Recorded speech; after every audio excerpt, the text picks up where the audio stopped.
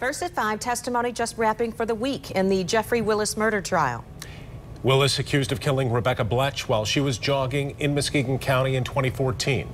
The first witnesses of the afternoon talked about the day that she was found dead. 24-hour News 8's Heather Walker was in court all afternoon. She's live in Muskegon tonight. Heather.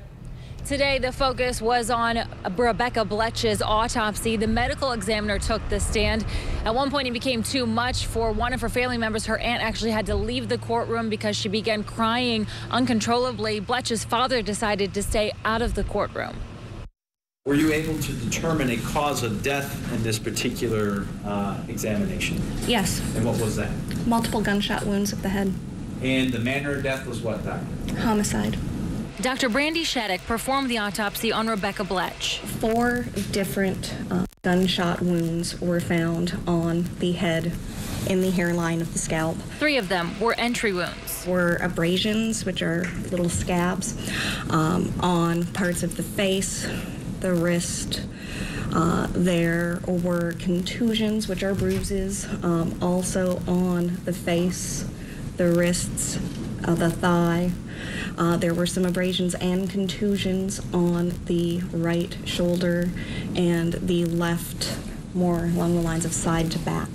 The prosecution brought up insulin, a medication used for diabetics, a drug that was found in Jeffrey Willis's minivan, a drug that was not mentioned in Bletsch's medical record.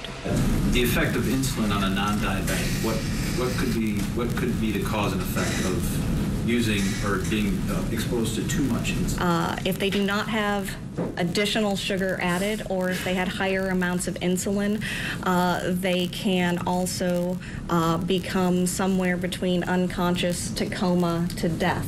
Did you find any injection points? In other words, did you find any points on her body that where it would be indicative of a hypodermic needle puncturing her skin? No, I did not.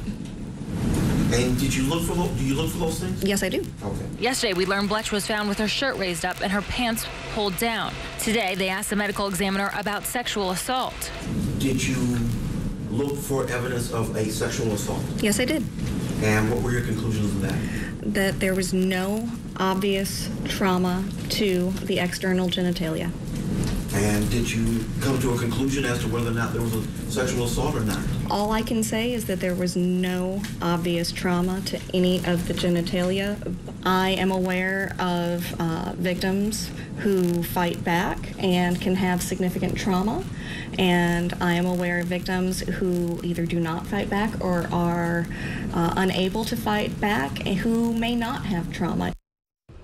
Now, other people who testified today include witnesses in the murder case of Jessica Heeringa, something that the defense was trying to keep out of this trial. Coming up at 6, you will hear from them and more about why the prosecution wants them to be a part of this trial. Reporting live in Muskegon, Heather Walker, 24-hour News 8.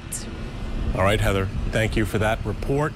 Testimony will resume in the trial Tuesday. You can watch the entire proceedings live on woodtv.com. You can also follow Heather and Barton Dieters, their Twitter updates. They're on Twitter throughout the trial.